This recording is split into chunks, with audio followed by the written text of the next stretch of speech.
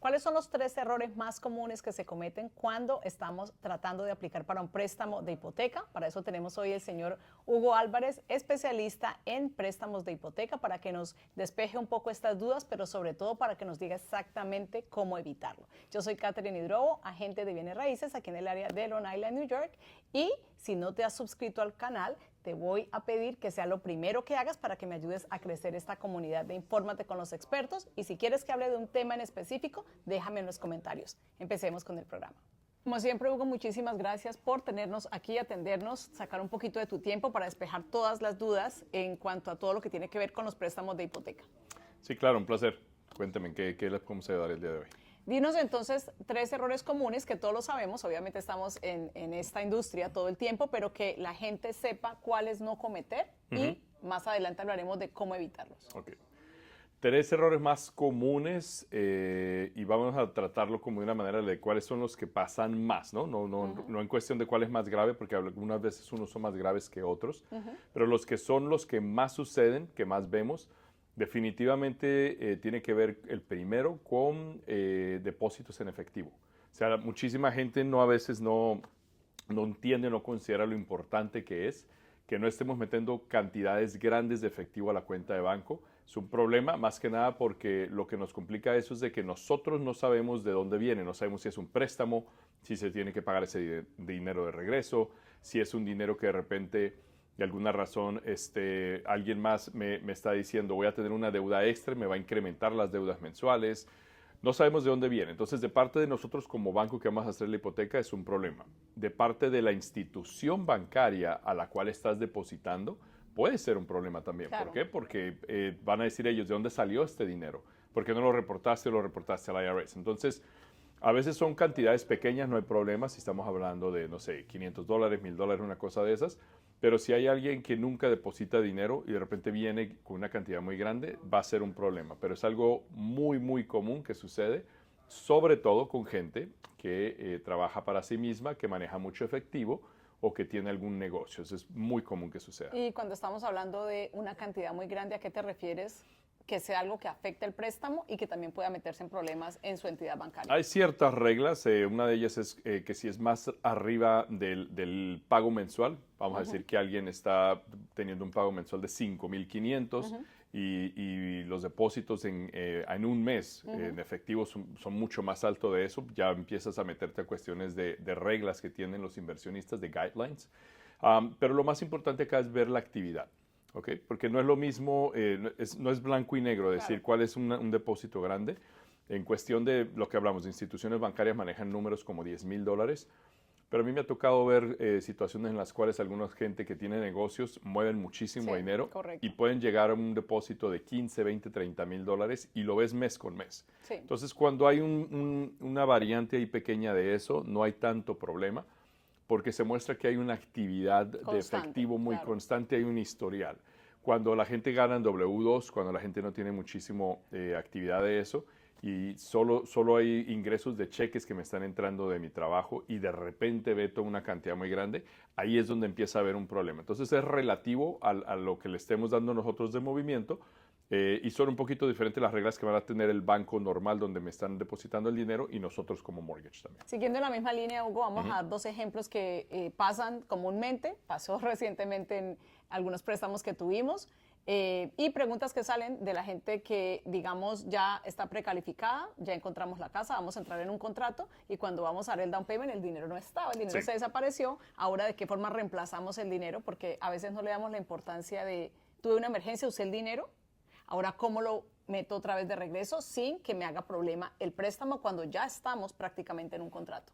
Sí, volvemos a lo mismo. Las cosas en cash son importantes no meterlas así, pero otras situaciones, otros casos, a veces la gente tiende a tener el dinero en CDs, ¿no? O en cuentas de retiro. Correcto. O en algunas otras cosas, las cuales el dinero no está líquido. No hay liquidez, no hay una manera de que podamos mover el dinero rápido.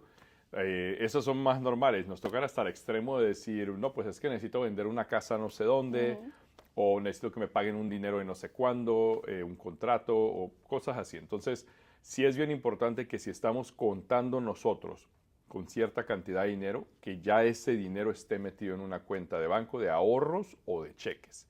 ¿ok? Es bien importante que tenga liquidez, que nosotros la podemos mover bastante rápido, porque una me lo va a exigir el banco para mostrar que yo tengo los activos suficientes para hacer el cierre. A veces tú cuando pones una oferta nos exigen los mismos vendedores decir, Claro. muéstrame que sí tienes ese dinero Y para ahí es donde poder... nos damos cuenta que el dinero se desapareció o el dinero no Sí, está que suficiente. puedes entrar a eso pues el día del cierre van a necesitar el dinero, ¿no? Porque no nada más es el down payment que se da al firmar el contrato, sino el cierre también necesitamos llevar el resto del dinero también. Una de las formas que se pudo resolver este problema fue con regalos, porque la gente, bueno, pasó esto y la gente pudo hacer que la familia lo ayudara para no ir a perder su down payment, porque siempre hablamos de que lo más importante en esto no es que se caiga el negocio de la casa, sino que podamos poner el down payment en riesgo. ¿Cómo se maneja con el banco estas cosas de que si nos dan regalos por parte de la familia, que a veces sí, los papás dicen, bueno, te quiero ayudar a comprar la casa, te voy a dar un regalo? A veces puede ser por parte del esposo o la esposa que no está en el préstamo, tienen un dinero y necesitan ponerlo de esa forma. Entonces, ¿qué tantas reglas tiene el banco en cuanto a eso? Idealmente es un familiar, ¿no? Idealmente es un familiar el que nos va a dar esto, o en casos muy extremos puede ser alguien que no sea relacionado de sangre, pero quizá haya una relación muy grande, ¿no? Puede ser un padrino, una cosa de eso, es a lo que me refiero. Entonces, es muy sencillo, en realidad es nada más decir, X persona va a dar un regalo a la persona que está comprando, tienen que hacerlo por medio de cheques, otra vez volvemos a lo mismo, que no sean en efectivo. Pueden hacer un cheque personal y en la parte donde dice el memo, donde se explica eso, pueden poner gift, que quiere decir regalo en inglés.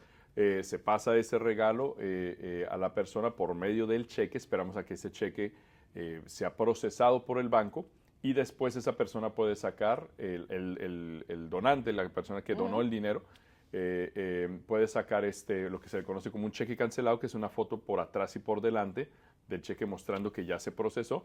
Obviamente ese cheque va a cuadrar la fecha y el depósito en la cuenta de banco de la persona que está comprando para que haya una correlación con eso. Y se llena una carta de regalo en la cual se especifica el nombre de la persona, la relación, la cuenta de banco, de dónde viene, y que no espera a esa persona que le paguen ese dinero de regreso, está diciendo que se los está dando como un regalo. Todo completamente documentado, o sea que simplemente para que lo tengamos en claro, tengamos mucho cuidado si es que vamos a utilizar este dinero, si es que no tenemos este dinero en el banco, siempre trabajando de la mano con la persona que le está ayudando con el préstamo de hipoteca, porque no es tan sencillo, todo tiene que ser completamente documentado. Hugo, ¿cuál sería el segundo error común cuando estamos aplicando para el préstamo? Sí, el segundo error tiene mucho que ver con crédito. Muchísimas veces la gente a veces no se fija que están abriendo cuentas nuevas, que están haciendo un favor a veces a alguien y no se dan cuenta que todo eso, lo que se le llama increase, que es que le estén corriendo el crédito, les puede bajar puntos. Abrir cuentas nuevas les baja puntos también. Y muy importante también que si yo le sirvo a alguien, que nos ha pasado, hemos visto en varias situaciones que dicen, quiero hacerle el favor a alguien, no sé, de cosigner para alguna cosa, esa deuda se va a pegar a mí también y de repente ya me hace no calificar para mi préstamo, lo que afecta una cosa que se llama debt to income ratio, que quiere decir que mis deudas ya son muy altas y ya no alcanzo a calificar bien para ese préstamo. Entonces, cuando tenemos nosotros algo relacionado a crédito, estamos dentro de un proceso de mortgage, estamos comprando una casa, estamos con una aplicación abierta, estamos con un contrato ya firmado. Es bien importante que no abramos el crédito para nada, es bien importante que no apliquemos para nada y que por más que nos pidan de favor o lo que sea, no ayudemos a la gente en ese momento por lo menos a aplicar a nuevas cosas. Especialmente si estamos dentro del proceso y una cosa que pasó también, algo que en realidad lo que estamos hablando aquí son cosas que pasan todo el tiempo, es alguien que se asesoró con su contador y su contador le pidió que dejara de pagar su tarjeta de crédito y tú no me dejarás mentir qué tanto le pudo afectar esto en el proceso. Sí, porque los tarjetas de crédito se le conocen como revolving accounts, que son las cuentas que más tienen un impacto en el puntaje. A esta persona le dijeron no pagues por 90 días para nosotros poder ir a negociar esa tarjeta y tener un balance más bajo. La verdad se me hace una locura que un contador le esté diciendo eso a una persona porque estás dañando el crédito completamente. Entonces, no solo es malo que te dañen el crédito de esa manera, lo peor es hacerlo mientras estamos en el proceso de una compra de casa. Eso sí es bastante malo. Señores, son cosas obvias, pero volvemos otra vez a lo mismo. Tenemos que preguntarle a la persona que está haciendo la hipoteca si esto puede impactar o afectar de alguna forma el proceso de compra. Y vamos al último error común que se comete cuando estamos aplicando para el préstamo. Sí, algo, lo voy a dividir en dos subcategorías, pero tienen que ver con lo mismo, que son los ingresos, ¿ok? Los ingresos, cuando la gente trabaja para sí misma, una cosa que vemos exageradamente común es que no se fijan bien qué es lo que les están haciendo los contadores o las contadoras, ¿no? Muchas veces llegan, nos presentan los taxes y lo estamos viendo decir a veces, metieron unas deducciones loquísimas, metieron un montón de cosas que no se dan cuenta. Les explicamos nosotros a la gente qué es lo que están haciendo con sus impuestos.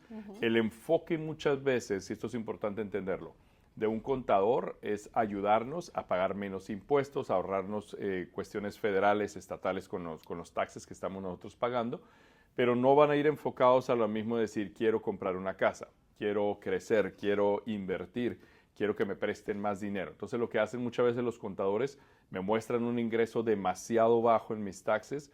Está bien, siempre y cuando estemos en el plan además de estar ahorrando dinero en esa cuestión, pero no podemos ganar de los dos lados, es lo que le decimos siempre a la gente. Hay que tener una muy buena comunicación nosotros con la persona que nos están haciendo los taxes y decirle, mira, el año que viene estoy pensando comprar casa, el año que viene estoy pensando hacer una cosa de inversión, o este mismo año necesito que me ayudes a empezar a formalizar un poquito más mi negocio, hacerle un poquito más, mostrar que estoy pagándome un poquito más de salario, X, ¿no? Puede ser un millón de cosas, pero tener esa comunicación, porque algo que vemos muy común es que la gente no tiene esa relación o ese feedback que le dan, esa respuesta que le dan de repente los contadores y no tienen la más mínima idea de que les están llenando los taxes y eso es grave, en realidad eso es malo, sobre todo si tenemos un negocio. Y en el mismo tema, pero por otro lado, cuando nos pagan en cheque y nosotros somos empleados, lo vemos mucho también, que hay mucha gente que le pagan las cosas en efectivo, no lo documentan en un cheque. Muchos empleadores dicen, ¿sabes qué? Me ahorro lo del payroll tax, me ahorro un montón de cosas haciéndolo de esta manera. Te pago 20 horas en cheque, las otras 20 te las pago aparte y lo otro, quién sabe, en cash y ese es overtime. Entonces, sí es importante que entendamos nosotros que para yo comprar algo, para poder crecer, necesito mostrar que yo puedo pagar. Y es sentido común, ¿no? Si nosotros vamos a pedir 700, 800 mil dólares prestados a una institución, esa institución quiere decir, ok, muéstrame que sí estás trabajando, que sí tienes unos ingresos, que tienes un historial con esos ingresos, que no vamos a empezar el día de hoy, para que podamos hacerlo de esa manera. Entonces, esas dos cosas que son relacionadas a los ingresos son muy importantes. Desafortunadamente, Hugo, una de las cosas que vemos muy comúnmente es no informarnos exactamente qué es lo que queremos hacer, como lo acabas de decir. Siempre decimos zapatero a su zapato. Cuando le pedimos a un contador que nos ayude porque queremos enseñar ingresos de forma que podamos calificar para una casa, tenemos que tener en cuenta que los contadores no hacen hipotecas, no tienen idea cuáles son los precios de las casas, cuáles son los ingresos que se necesitan, no tienen idea de cómo hacer un préstamo y no es malo, porque se dedican solamente a hacer su trabajo. Por eso, cuando queremos hacer esto, debemos contactar idealmente a una persona que se dedique a hipotecas, que eso es lo que siempre hacemos nosotros en lo que son los meses de octubre, noviembre, diciembre, más o menos ver cómo está el caso de cada persona para saber de qué forma mejorar sus taxes. Y en realidad hemos visto tantos casos que hay son errores en los taxes, porque no nos fijamos y muchas veces no nos tomamos ni siquiera el tiempo de que nos expliquen cómo nos están haciendo los taxes. Entonces, a veces el error es de nosotros, de no preguntarle al contador, de simplemente mandar los documentos que nos manden, firmamos y no sabemos ni qué es lo que nos están haciendo. Correcto. ¿Verdad? Sí, y en eso que estás hablando también, o sea, lo dices de una manera muy clara, zapatero a zapato, a veces suena como sentido común, pero nos ha tocado ver demasiado también que hay mucha gente, y eso lo digo en tu ámbito, que son solamente realtors y se ponen a hablar demasiado de programas cuando en realidad no tienen la experiencia de eso. Nos ha tocado ver gente diciendo que no sabían que se puede hacer préstamo con Tax ID, o que se puede hacer con un año de taxes si son self-employed, o que se puede hacer sin mostrar ingresos con un DSCR. O sea, un montón de cosas, un montón de programas. Siempre le aconsejamos a la gente que se sienten con alguien para lo que vayan a hacer, sea taxes, sea comprar casa, lo que sea, gente que les explique y que tenga los contactos. Por ejemplo, si vamos a hablar de algo legal, nosotros sabemos un poco, pero no somos abogados. Tenemos los contactos de los abogados que hacen. Si necesito una pregunta de algo de seguro, yo sé bastantes cosas, pero no quiere decir que me dedico a eso todos los días. Entonces, sí es bien importante que hablemos, depende de la pregunta que se esté haciendo, porque la percepción que tenemos nosotros muchísimo en el mercado es que la persona que vende una casa te sabe dar las respuestas de absolutamente todo y muchísimas veces están erróneas porque ninguno de nosotros sabemos todo de todas las especialidades que tenemos en cada campo. Yo creo que una de las ventajas de trabajar con el equipo de Infórmate con los expertos es que sí tenemos un equipo completo y por eso, como tú dices, todos sabemos un poco de cada cosa, pero siempre que se trata de todo lo que tiene que ver con casas, locaciones, tipo de propiedades, es conmigo.